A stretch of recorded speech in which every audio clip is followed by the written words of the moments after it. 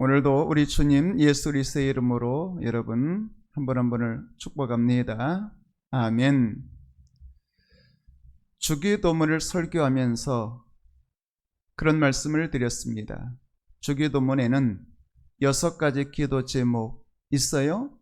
그 중에 가장 중요한 기도 제목은 나라가 임하시오며 라고 말씀을 드렸습니다. 예수님께서 우리에게 모범적인 기도를 가르쳐 주셨죠. 그것이 바로 주기도문 아니겠어요? 그 주님이 가르쳐 주신 주기도문의 가장 중요한 기도 제목은 나라가 임하시오며 하나님 나라가 임하도록 기도하라는 것이죠. 하나님 나라는 어디까지가 하나님 나라일까요? 혹은 하나님 나라는 어떤 것일까요? 여러분, 하나님의 나라는 어디까지일까요? 우리나라는 어디까지겠어요? 우리나라의 대통령을 대통령으로 인정하는 그곳까지가 우리나라 아니겠어요?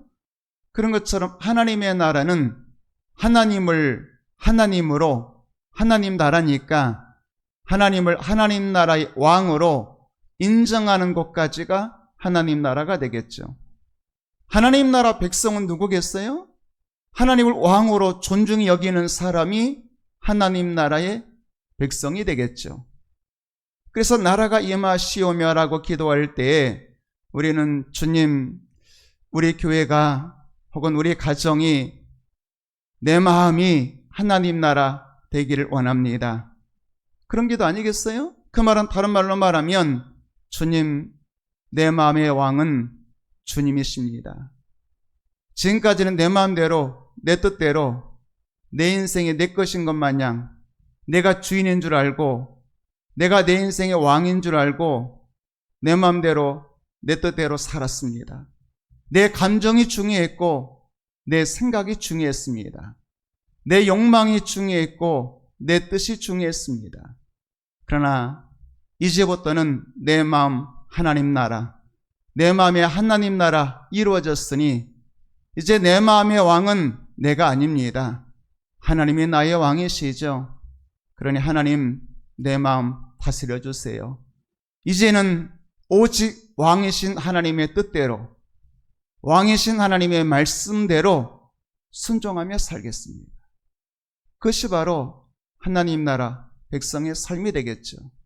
그러니까 하나님의 나라는 하나님이 다스리는 곳, 하나님이 통치하시는 곳, 하나님이 왕으로 존중받는 곳, 그것이 바로 하나님 나라인 것이죠. 우리가 신앙 고백 그런 말 사용하잖아요. 예수님을 구주로 믿는 자는 다 신앙 고백해야 되겠습니다. 마음으로 믿어 의에 이르고 입으로 시인하여 구원에 이르느니라. 그래서 마음으로 믿는 하나님을 혹은 마음으로 구주로 믿는 예수 그리스도를 입술로 시인해야죠. 대표적인 신앙 고백, 모범적인 신앙 고백 그러면 베드로의 신앙 고백 그러잖아요. 주는 그리스도 살아계신 하나님의 아들, 이런 표현 아니겠어요? 주 그리스도 하나님의 아들, 이것을 여러분들에게 언젠가 설교하면서 그런 말씀 드렸어요. 셋은 셋이기도 하지만 하나이기도 합니다. 그것이 흐르는 주제는 하나라는 것이죠. 예수님 내 인생의 주님, 그러면 나는 예수님의 종, 예수님 내 인생의 그리스도, 그리스도란 말은 기름 부음 받은 자, 그런 뜻이죠. 구약시대 기름 부음 받은 자는 왕, 제사장, 선지자. 그 중에 왕을 하나로 예를 들자면 예수님은 내 인생의 왕, 나는 예수님의 신하 혹은 백성. 예수님은 하나님의 아들, 예수님은 하나님, 그러면 나는 하나님이 창조하신 피조물, 이렇게 되는 것 아니겠어요? 주, 종, 왕과 백성, 창조주와 피조물 셋으로 소개하고 있지만 결국 하나인 것이죠. 다시 말하면 예수님은 나의 왕, 그리고 나는 그분의 백성. 통치권에 대한 말씀이죠. 다른 말로 말하면 이제부터는 주님이신 혹은 왕이신 창조주이신 예수님 다스림 받겠습니다. 예수님 통치 받겠습니다. 말씀하옵소서 주의 종이 듣겠나이다. 이것이 바로 베드로의 신앙 고백 아니겠어요? 그러니까 이 사람이 믿음이 있는 사람인가, 혹은 이 사람이 믿음이 없는 사람인가, 혹은 이 사람이 하나님 나라 백성인가, 그렇지 못한가, 무엇으로 알 수 있겠어요? 여러분들이 스스로 나는 구원받은 하나님의 백성인가, 나는 하나님의 나라의 백성인가, 내 마음에 하나님 나라가 임하였나, 무엇으로 확인할 수 있겠어요? 그것은 하나님을 두려워할 줄 알고, 하나님을 왕으로 존중히 여기고, 하나님 말씀이라면 언제나 아멘 한다면 그 사람은 구원받은 백성인 것입니다. 그래서 늘 하나님을 의식하는 거예요. 말 한마디, 행동 하나하나, 혹은 아침에도 일어나서 주님 부르고 하루를 마무리할 때도 주님 부르면서 오늘 나는 어떻게 살아야 할까요? 오늘 나는 왕이신 하나님의 뜻대로 잘 살았나요? 늘 하나님께 묻고, 그리고 하나님의 말씀 앞에서 내 자신을 살펴보고, 그리고 부족한 부분이 있으면 회개하고 돌이키는 사람, 그 사람이 하나님 나라 백성 아니겠어요? 그러니까 내 인생에 내가 주인인 것 마냥 내 생각대로 내 뜻대로 사는 사람은, 과연 그 사람은 하나님을 왕으로 인정하는 사람이겠어요? 하나님 나라 백성이겠습니까? 그럴 수 없는 것이죠. 여러분, 사도 바울의 고백처럼 이제부터는 내 안에 내가 사는 것 아니요, 오직 내 안에 그리스도 예수께서 사시는 것, 나는 죽고 내 안에 예수님이 주인님으로 사시는 것, 이것이 바울의 고백 아니겠습니까? 여러분, 그런 삶을 살게 되기를 축복합니다. 만약에 이 조국, 이 나라, 이 백성 가운데 하나님의 말씀이 무리바다 덮음같이 하나님의 말씀으로 충만할 수 있다면 우리나라는 하나님이 다스리시는 하나님의 나라가 될 수 있겠죠. 그래서 우리는 기도가 필요한 것 아니겠어요? 물론 내 자신을 위해서도, 혹은 우리 가정 위해서도, 혹은 우리 교회를 위해서도 기도해야 되겠습니다만, 주여 이 나라, 이 백성 조국을 불쌍히 여기시고 오직 물이 바다 덮음같이 여호와의 말씀이, 여호와의 영광이 충만하게 하여 주세요. 우리나라를 하나님이 다스려 주실 수만 있다면, 우리나라의 모든 백성이 혹은 모든 교회가 하나님을 왕으로 존중히 여기고 하나님 말씀에 순종할 수만 있다면 우리나라는 하나님의 나라 되는 것 아니겠어요? 여러분, 그런 나라가 바로 영적인 나라, 아름다운 하나님의 나라 아니겠습니까? 오늘 여러분들과 한나 이야기 혹은 사무엘 이야기를 좀 하려고 합니다. 그 시대는 성경에서 사사기, 룻기, 사무엘상의 앞부분, 그러니까 한나, 사무엘 이 시대까지는 같은 시대라고 말씀드릴 수가 있겠어요. 시간으로 말한다면 지금부터 한 2000년 전에 예수님 오셨고, 그 예수님으로부터 한 1000년을 거슬러 올라가게 되면 다윗 혹은 사무엘, 한나의 시대, 그 시대에서 또 한 1000년쯤 올라가게 되면 아브라함의 시대, 이렇게 말할 수 있을 것 같아요. 지금부터 말하면 한 3000년 전의 이야기라고 말씀을 드릴 수가 있겠습니다. 그 시대를 사사기, 룻기 혹은 사무엘상의 앞부분의 시대를 한마디로 정리하는 말씀이 있다고 한다면 사사기 마지막 절이 되겠죠. 사사기 21장 25절 말씀 보게 되면 성경 이렇게 말합니다. 그러니까 사사기의 결론이에요. 사사기의 마지막 절 결론이 뭐냐면 그때는 이스라엘에 왕이 없었다, 이렇게 말하죠. 물론 사사가 다스리는 사사시대였기 때문에 왕이 있던 시대는 훗날 이제 좀 더 시간이 지나가게 되면 사무엘 선지자에서 사울과 다윗 왕을 세우게 되잖아요. 물론 이스라엘의 정통의 첫 번째 왕을 다윗으로 이야기해 본다면 다윗과 솔로몬으로 이어지는 왕정시대가 이제 이어지게 되겠죠. 그러니까 실제 사사시대는 왕이 없던 시대였어요. 아직 왕정이 세우지 않은 시대였어요. 실제 그렇기도 하지만 이 말씀의 깊은 의미가 뭐냐면 그때 이스라엘은 다스리는 하나님을 왕으로 존중히 여기지 않는 시대였다는 것입니다. 사사시대를 암흑의 시대, 어두운 시대라고 그렇게 표현을 해요. 왜냐하면 왕이 없으니까. 왕이 없으면 사람이 어떻게 살겠어요? 각자 자기의 속에 옳은 대로 행하는 거예요. 그러니까 사사시대는 진리가 없는 시대예요. 사사시대는 왕이 없는 시대예요. 사사시대는 하나님의 말씀이 없는 시대예요. 그럼 왕이 없으면 누가 왕이에요? 하나님이라고는 하나님 왕이 없으면 내가 왕이잖아요. 그러면 누구 마음대로 사는 거예요? 내가 왕이니까 내 마음대로. 기준이 뭐예요? 내 말이, 내 감정이 기준인 시대가 된 것 아니겠어요? 여러분, 사사시대야말로 영적으로 어두운 시대였어요. 왕이 없었어요. 다시 말하면 왕으로서의 왕도 없었지만 더 중요한 것은 만왕의 왕이신 하나님을 왕으로 존중히 여기지 않는 시대였어요. 그러니까 하나님 말씀 존중히 여기지 않죠. 그러니까 언제나 자기가 중요하죠. 자기 생각, 자기 감정, 자기 소견, 내가 옳으면 옳은 것이고 내가 아니면 아닌 것이고 내 감정에 맞으면 맞는 것이고 내 감정에 틀리면 아닌 것이고 모든 기준이 누구겠어요? 자기가 기준인 거예요. 여러분, 하나님의 나라에서는 무엇이 혹은 누구가 기준이겠어요? 하나님 말씀이 기준이고 하나님이 기준인 거예요. 뭐가 진리겠어요? 하나님 말씀이 진리 아니겠어요? 하나님이 말씀하시는 그 말씀이 진리 아니겠어요? 그래서 진리를 따라가는 것이죠. 그런데 하나님을 왕으로 존중히 여기지 않으면 하나님 말씀 들을 필요가 없죠. 하나님 말씀 따를 필요가 없죠. 뭐가 중요해요?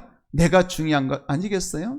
여러분, 오늘 이 시대는 바로 사사시대와 같이 왕이 없는 시대예요. 물론 제도로서의 왕 혹은 대통령이 없다는 그런 의미를 말하는 게 아니에요. 사람마다 내가 중요해. 예전에는 하나님 말씀이 중요했어요.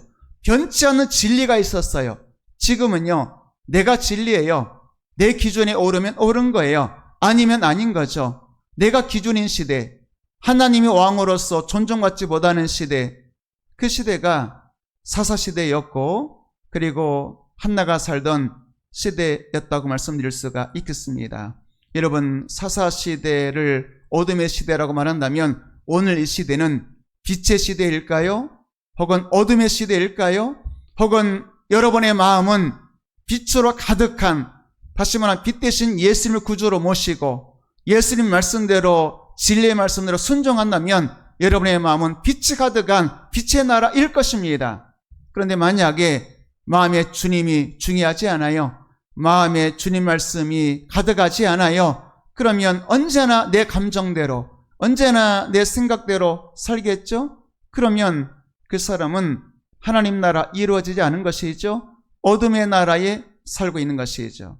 여러분, 기도하시길 바랍니다. 하나님이 내 마음의 왕이 되실 수 있도록, 그래서 내 소견에 옳은 대로, 내 생각에 옳은 대로 사는 것이 아니라 언제나 하나님 말씀은 진리입니다.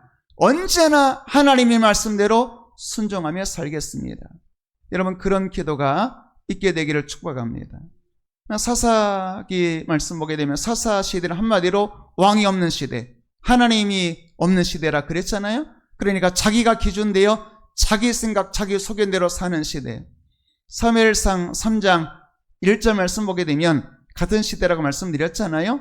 그 시대 역시 여호와의 말씀이 희귀한 시대, 말씀이 희귀한 시대. 그래서 하나님의 말씀이 계시로, 이상이라는 말은 계시라고도 해석할 수도 있고, 혹은 하나님의 말씀이 환상이나 혹은 누군가에게 아주 이상적으로 나타날 때 하나님의 이상이 이렇게 표현할 수 있잖아요. 한마디로 말하면 하나님의 말씀이 희귀하다는 말은 하나님의 말씀이 사람에게 임하지도 않고 사람들이 하나님의 말씀을 존중히 여기지 않는 시대, 말씀이 희귀한 시대, 말씀에 다스림받지 않는 시대, 하나님의 말씀에 통치받지 않는 시대, 이렇게 말씀드릴 수가 있겠어요. 왕이 없는 시대, 왕의 말씀이 없는 시대.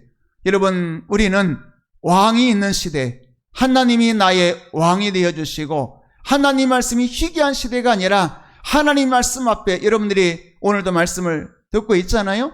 혹은 여러분들이 예배 드릴 때마다 하나님 말씀이 여러분의 가슴에 잘 박힌 못처럼 박히게 되기를 축복합니다. 하나님의 말씀이 천둥같이 내 가슴을 때리고 하나님의 말씀 앞에 고꾸라지고 하나님의 말씀 앞에서 내가 다스림 받는 그런 삶을 살아야 되지 않겠어요? 그래서 우리는 기도가 필요하죠. 주여, 성령을 통해서 말씀을 내게 가르쳐 주세요. 성경을 읽을 때도 또 말씀을 들을 때도 예배할 때마다 혹은 기도할 때마다 성령께서 친히 말씀을 생각나게 해주시고 말씀을 친히 가르쳐 주시고 그 말씀 앞에 복종하게 해주셔서 하나님의 말씀이 네 안에 충만하고 하나님의 말씀이 네 안에서 풍성해지는 하나님의 말씀의 사람이 될 수 있도록 기도하는 여러분 되기를 주의 이름으로 축복합니다. 그 시대는 왕이 없는 시대, 그 시대는 말씀이 희귀한 시대, 그러니까 그 나라 전체가 어두운 하나님의 말씀이 존중받지 못하는, 하나님이 왕으로 존중받지 못하는 그런 시대였어요. 그 시대가 혹은 그 나라 전체가 어두웠을 뿐만 아니라 좀 좁혀서 한 개인으로 오게 되면 한나라고 하는 사람 이야기를 성경이 말씀하잖아요. 그 한나에게도 괴로운 시절이 있었다 그 말이죠. 한 세 가지를 말씀하고 있어요. 2절 말씀 먼저 보도록 할까요? 먼저 2절 말씀을 보게 되면 한나의 첫 번째 문제, 자식이 없었다. 현실이죠. 여러분들이 한나 이야기를 설명하지 않아도 잘 아시니까 한나에게는 자식이 없었어요. 자식이 없는 거, 그러니까 내 인생에 결핍이 있는 거죠. 결혼했는데 자녀가 없다. 말할 수 없는 슬픔이죠. 아픔이죠. 그런데 자식이 없는 현실도 힘들지만, 그러니까 내게 있는 어떤 실패 혹은 내게 있는 어떤 고난, 이 현실도 내게 힘들지만 가만히 생각해 보면 한나는 기도하는 사람이었잖아요. 믿음의 사람이었잖아요.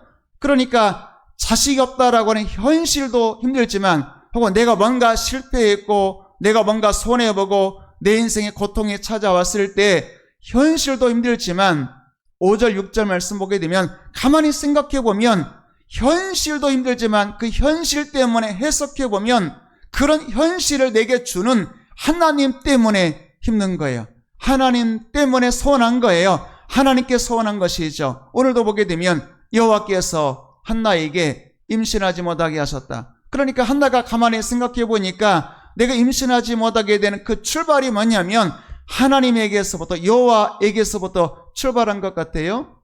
6절까지 말씀 보게 되면 여호와께서, 다시 또 여호와께서 그에게 임신하지 못하게 하심으로, 그러니까 한나가 가만히 생각해 볼 때 자식이 없는 현실도 힘들어.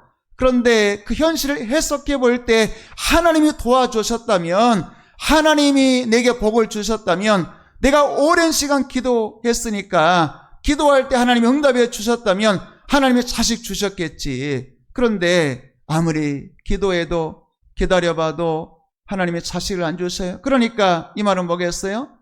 자식이 없는 현실도 괴롭지만 그런 현실을 내버려두는, 간섭하지 않고 도와주지 않는 하나님 때문에 마음이 괴로워요.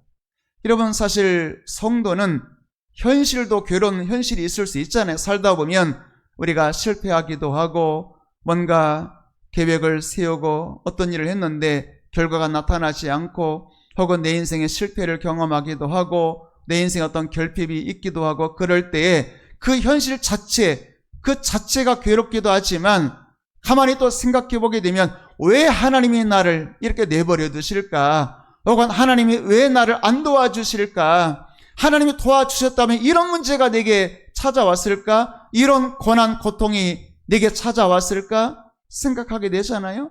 현실을 바라보아도 자식이 없는 한나의 입장에 생각해 보게 되면 현실도 괴로워. 그런데 현실보다 더 괴로운 것은 하나님 때문에 마음이 서운해. 하나님이 안 도와주시는 것 같아서, 기도에도 응답해 주지 않는 것 같아서 하나님 때문에 괴로워. 내가 하나님을 안 믿을 수는 없잖아요.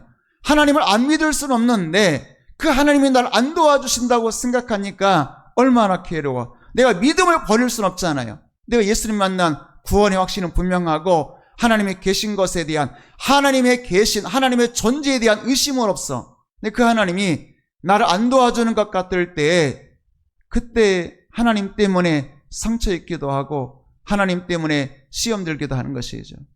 우리가 뭐 시험 든다고 말할 때 꼭 우리 현실 환경 때문에만 시험 들겠어요? 혹은 사람 때문에만 시험 들겠어요? 하나님 때문에도 우리의 마음이 섭섭하고 서운할 때도 있는 것 아니겠어요? 한나가 그랬습니다. 그러니까 자식이 없는 현실, 삶의 실패, 또 하나님이 안 도와주는 것 때문에 그런 하나님 때문에 서운함. 그런데 세 번째 문제가 있었다고 한다면 6절과 7절 다시 한번 6절 말씀 보니까 이게 참 신앙인들 가운데서도 좀 쉽게 설명해 보자면 비교란 단어를 좀 말씀해 본다면 한나가 결혼했잖아요. 자식이 없어. 그런데 성경에 보니까 한나에게 적수가 있었대요. 적수. 근데 그 적수는 분인나라고 하는 여자였는데 그 분인나는 자식을 잘도 낳는 겁니다. 여러분 이게 참 우리가 신앙생활할 때에 아니 분명 한나는 기도하는 여자였을 것 아니겠어요? 믿음으로 사는 여자였을 것 아니겠어요? 그런데 오늘 말씀 보니까 분인나가 한나를 심히 격분하게 하여서 괴롭게 했다 그러면 분인나는 별로 기도하지도 않는 여자인 것도 같고 혹은 믿음이 별로 없는 여자인 것도 같고 성품도 썩 그렇게 좋은 성품의 여자도 아닌 것 같고 그런데 나는 아무리 기도해도 내 문제는 해결되지 않는데 저 기도도 안 하는 분인나는 쑥쑥 자식도 잘 낳고 그리고 잘 낳는 것만으로 끝나는 게 아니라 그것을 가지고 자꾸 나를 격동시키는 거예요. 격분하게 하는 거, 화나게 하는 거예요. 그러니까 하나는 비교 때문에 분인나라고 하는 그 누구 때문에 사람 때문에 우리는 사실은 내가 조금 가난하고 힘들어도 현실 때문에 괴로운 것도 있지만 그것을 하나님이 안 도와주시는 것 같아서 하나님 때문에 소원하는 것도 있지만 우리의 마음에 안 도와주는 하나님이 다 안 도와주면 그나마 좀 괜찮겠는데 나는 안 도와주는데 저 사람은 하나님이 도와줘. 저 성도는 나보다 기도도 안 하는데 하나님이 복도 주시는 것 같고 그러면 이 비교 때문에 우리의 마음에 말할 수 없는 고통을 겪게 되는 것 아니겠어요? 한나가 그랬습니다. 한나는 현실도 힘들어요. 또 기도에도 응답 없는 하나님 때문에도 마음에 상처와 시험이 있어요. 그런데 그 누구 때문에 내 적수인 분인나 때문에 마음이 심히 격분하고 괴로워요. 그러니까 사람 때문에 또 고통을 겪는 거죠. 비교하고 또 나를 자꾸 격분시키고 또 괴롭게 하고 7절까지 말씀 보게 되면 한 번 더 이렇게 말하고 격분이라는 단어를 6절에도 나왔습니다만 분인나가 그를 격분시킴으로 그가 울고 먹지 아니하였다. 그러니까 밥맛이 없을 정도로 울 수밖에 없을 정도로 그렇게 격분시키는 그런 사람이 있잖아요. 아니 내 마음을 자꾸 아프게 하고 아픈 데를 또 찌르고 그렇게 해서 격분시키는 그런 사람이 있잖아요. 그러니까 한나는 현실이 괴로워서 고통스럽고 아무리 그 문제 가지고 오늘 말씀처럼 울고 먹지 않고 금식하면서 울면서 기도해도 응답 없는 대답 없는 하나님 때문에 서운하고 또 옆에 보니까 자꾸 날 괴롭히는 그 누군가 하나는 그 누군가의 비교 다른 사람들과의 비교 분인나는 자식도 잘나 그러니까 누군가를 볼 때 저 사람은 나보다 별로 믿음이 없는 것 같던데 기도도 안 하는 것 같던데 뭐가 저렇게 저 인생은 잘 되고 저 집은 저렇게 잘 되는가 그런 생각하시면 비교 때문에 괴롭고 또 실제로 아예 오늘 6절 7절에 두 번이나 격분이라는 단어가 나왔으니까 실제로 나를 대적하고 말로써 내게 상처 주고 격분을 하게 만드는 그런 사람이 있잖아요. 그런 사람이 있을 수 있잖아요. 이런 고통의 세월을 보낸 한나가 있는 것이죠. 시대도 어둡고 그 시대도 왕이 없는 시대니까 뭐 분인나도 그 시대에 살았던 한 사람이라고 한다면 하나님을 왕으로 존중히 여기지 않으니까 그렇게 자식 못 낳는 삶에 문제가 있는 사람을 보면 불쌍히 여기고 기도해주고 사랑해주고 얼마나 좋겠어. 그런데 오히려 조롱하고 격분시키고 울고 밥도 안 먹는데 상처난 곳에 소금 뿌리고 염장질하고 그런 것 아니겠어요? 그러니까 현실 때문에도 힘들고 하나님 때문에도 가만히 생각해보면 또 마음이 섭섭하고 또 누군가 내 옆에 있는 그 누군가가 잘 되는 것 보면 괜히 더 위축되고 비교되고 괴롭고 또 실제로 나를 격분시키는 말을 하는 그 누군가 있다면 더 말할 것도 없겠죠. 이런 고통스러운 한 시대를 한나가 보냈다 그 말이죠.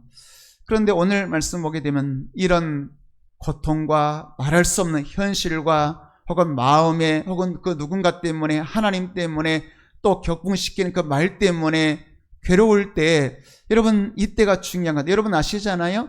한나가 최후의 승리 거뒀다는 거 여러분 아시죠? 우리가 성경을 볼 때에 뭐 요셉 이야기도 그렇고 또 다윗 이야기도 그렇고 형들 때문에 요셉이 또 다윗도 사울 때문에 다윗이 뭐 여러 가지 믿음의 사람들이 고난도 겪었습니다만 그런데 성경의 이야기의 결론이 뭐냐면 언제나 마지막 최후의 승리는 주님의 것, 최후의 승리는 기도하는 사람의 것, 최후의 승리는 믿음의 사람의 것, 최후의 승리는 하나님을 왕으로 모신 사람의 것이다. 그 말이죠. 한나도 그런 것 아니겠어요? 이렇게 괴로울 때 뭐 하면 좋겠어요? 그런 노래가 있잖아요. 괴로울 때 주님의 얼굴 보라. 뭐 그런 노래가 있던가요? 괴로울 때는 뭐 하면 좋겠어요? 여기서 한나도 괴로울 때 브린나 찾아가서 머리끄댕이 잡고 싸우거나 뭐 그럴 수 있잖아요. 한나도 사람인데, 한나도 감정 있는 사람인데 자꾸 나를 격분시키면 6절 7절 2번이나 격분시켰다는 말이 2번이나 나오니까 그런 사람 가서 한 대 치고 싶은 것 아니겠어요? 싸우고 싶은 것 아니겠어요? 혹은 정 안 되면, 브린나가 안 되면 남편 찾아가서, 그게 자식 못 낳는 것이 남편 책임인지는 모르겠습니다만 남편 찾아가서 또 화풀이 할 수도 있고 뭐 그런 것 아니겠어요? 그런데 10절 말씀 보게 되면 한나가 최후의 승리를 목격할 수밖에 없었던 그 근거가 뭐냐면 한나는 마음이 괴로울 때 무엇을 했을까요? 여러분, 오늘 이 시간 마음이 괴로운 사람이 있죠. 사실은 다 웃고 있는 것처럼 보여도 다 웃고 있는 게 아닌 게 있잖아요. 저 사람은 아무 문제 없는 것처럼 보여도 사실 한꺼풀 포장 뜯고 들어가면 삶에 다 고난이 있고 고통이 있잖아요. 문제 없는 사람도 없고 문제 없는 가정도 없잖아요. 그럴 때 마음이 괴로울 때 우리는 어떻게 될까요? 한나는 마음이 괴로울 때 여호와를 찾아가서 여호와께 기도하고 통곡하고 조금 전에 눈물을 흘렸다 그랬잖아요. 하나님 앞에서 눈물을 흘리는 것이죠. 여러분, 마음이 괴로울 때는 뭐 할 때라고요? 여호와를 찾아가서 기도할 때인 것이죠. 사람 찾아가서 브린나 찾아간다고 해서 한번 내 마음을 쏟아내면 무슨 효과가 있겠어요? 브린나 찾아가서 한바탕 싸우고 머리 끄댕이 붙잡는다고 해서 한나 문제 해결되겠어요? 혹은 남편 찾아가서 바가지 긁는다고 답이 나오겠어요? 혹은 요즘 같은 때 마음이 괴로울 때 백화점 가서 가방 하나 산다고 뭐 답이 나오겠어요? 혹은 누군가는 미용실 가서 머리 자른다고 뭐 파마한다고 답이 나오겠어요? 혹은 요즘 같은 때는 휴대폰으로 뭐 물건 사고 요즘에는 그렇게 합니다만 각자 문제 스트레스를 해소하는 어떤 방법들이 있긴 있겠습니다만 그런다고 답을 찾을 수 있겠습니까? 일시적으로는 답을 찾을 수 있을지 모르겠지만 여러분, 우리의 영원한 문제 해답은 여호와께 있다는 것 믿으시길 바랍니다. 우리는 누구를 찾아가야 돼요? 마음이 괴로울 때 여호와를 찾아가서 여호와 앞에 기도하고 통곡하고 눈물을 흘리는 것이죠. 오늘 눈물 흘리면 내일 웃는 날 있게 될 줄로 믿습니다. 시편에 그런 말씀이 있잖아요. 오늘 슬퍼하는 자 내일 웃게 될 것이다. 오늘 애통하는 자 내일 주님의 위로를 받게 될 것이다. 예수님도 친히 말씀하셨습니다만 애통하는 자 복이 있나니 그런 위로를 받을 것입니다. 그 애통이라는 말은 주님 앞에 내 슬픈 마음을, 아픈 마음을 쏟아놓는 것 아니겠어요? 여러분, 애통하는 자는 사람이 볼 때는 불쌍한 사람이지만 우리가 하나님 앞에 애통할 수만 있다면, 하나님 앞에 나의 아픈 마음을 쏟아놓을 수만 있다면 주님 말씀하셨잖아요. 예수님 말씀은 진리잖아요. 예수님 말씀은 틀린 게 하나도 없는 거잖아요. 애통하는 자는 복이 있나니 그가 위로받을 것이다. 누가복음 6장 21절 말씀 보게 되면 예수님이 이렇게 말씀하시죠. 지금 우는 자 복이 있나니 내일 하나님의 때가 오면 너는 웃게 될 것이다. 이렇게 말씀하고 있습니다. 지금 우는 자 하나님의 때 웃는 자가 될 것이다. 여러분, 오늘 우는 자는 내일 웃게 될 줄로 믿습니다. 오늘 하나님 앞에 한나와 같이 통곡하고 눈물로 울 수만 있다면 하나님의 때가 되면 하나님께서 웃게 해주시는 거죠. 제가 한나 이야기를 하면서 그런 말씀을 드린 적이 있습니다. 한나의 기도는 다 공중으로 흩어진 것일까요? 한나가 오랜 시간 기도했다면 한나의 기도는 다 땅에 떨어진 기도였을까요? 그렇지 않잖아요. 한나의 기도는 차곡차곡 쌓여서 계시록에 있는 것처럼 우리가 기도할 때 하나님은 천사 보내서 금향로에 귀한 그릇에 담겨가지고 천사가 하나님의 보좌 앞으로 가져간다고 말씀하고 있잖아요. 여러분의 기도가 비록 늦게 응답이 된다면, 그렇다면 하나님은 마지막에 은혜에 적금 부어서 한꺼번에 주시듯이 마지막에 가장 좋은 선물 주시는 것 믿으시기를 축복합니다. 그렇게 오늘은 잘 되는 것 같은 자식도 잘 나는 브린다의 자식들, 여러분 이름 아시나요? 브린다가 자식 많이 난 것 같은데 브린다의 자식 이름 아시나요? 잘 모르시죠? 한나는 어때요? 오랜 시간 자식 못 나가지고 괴로워하고 문제 해결 안 돼서 고통스러워했는데 한나의 아들 이름은 여러분 아시나요? 아시죠? 누구예요? 사무엘이잖아요. 우리가 성경에서 흠없는 사람 그러면 사무엘을 이야기합니다. 대단한 사람이죠. 사사시대, 어둠의 시대를 끝내고 왕정의 시대, 선지자의 시대, 다윗과 그리고 하나님의 말씀으로 충만해서 선지자의 시대로 이끌었던, 시대를 바꿨던 사람이 사무엘 아니겠어요? 그러니까 여러분들이 오랜 시간 기도하게 하신다면 하나님께서 여러분의 기도를 땅에 떨어뜨리게 하시고 공중에 흩어지게 하시는 것이 아니라 천국의 은행 창고에다가 적금 보듯이 계속해서 부어가지고 응답 주실 때는 복리로 채워서 한꺼번에 사무엘같이 최고의 복을 주신다는 것 믿으시길 바랍니다. 그러니까 1년 적금 넣고 받는 것도 좋겠지만 10년 만에 받으면 또 다른 복이 임하는 것 아니겠어요? 여러분, 오늘 지금 우는 자, 너희가 내일이 되면, 하나님의 때가 되면 웃을 것이라고 말씀하고 있잖아요. 오늘 여러분들이 울고 있다면, 혹은 여러분들이 어떤 문제 때문에 애통하고 있다면 세상은 불쌍한 사람이라고 동정하거나 혹은 손가락질할지 모르겠지만 예수님은 애통하는 자는 복이 있다고 말씀하셨잖아요.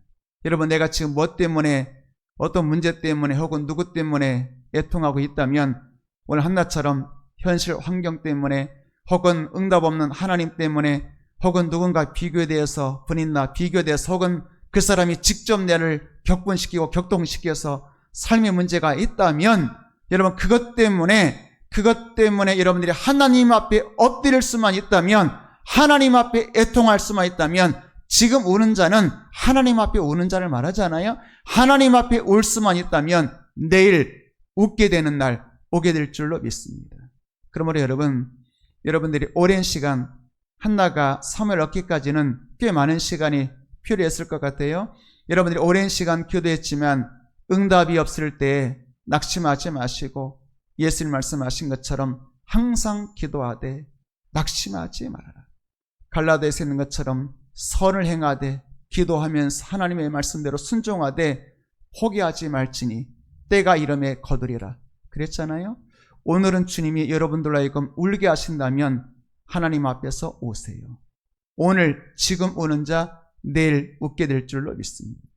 시편 126편 5절과 6절 말씀 읽고 기도하는 시간 갖겠습니다. 눈물과 기쁨이 대조되어서 눈물을 흘리며 씨를 뿌리는 자, 눈물로 오늘 기도의 씨앗을 심는 자, 뿌리는 자는 내일 하나님의 때가 오면 기쁨으로 거두게 될 줄로 믿습니다.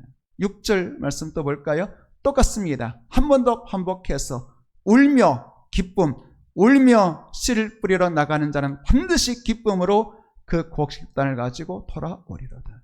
오늘 울면서 눈물의 씨앗을 뿌리는 자가 있다면 내일 반드시 기쁨으로 곡식단 열매 가지고 돌아오게 될 줄로 믿습니다. 하나님 말씀이잖아요. 여러분, 그러면 오늘 내가 운다라고 해서 내가 스스로 골방에서 내 인생의 초라함 때문에 풀리지 않는 내 인생의 문제 때문에 울고 있다면, 여러분들이 혼자 울고 있다면 비참한 인생에 자기 동정이나 연민일 수 있겠으나 하나님 앞에서 울 수만 있다면 하나님은 그 오늘의 울음을 내일의 기쁨의 곡식단으로 갚아주실 줄로 믿습니다. 우는 자, 지금 우는 자 내일 웃을 것이요 말씀하신 주님, 오늘 애통하는 자 내일 위로받을 것이다 말씀하신 예수님, 그 말씀은 오늘도 진리입니다. 그 말씀은 반드시 1.1획도 땅에 떨어지지 아니하고 반드시 이루어질 줄로 믿습니다. 그럼 여러분, 믿음으로 기도하는 여러분 되기를 주의 이름으로 축복합니다.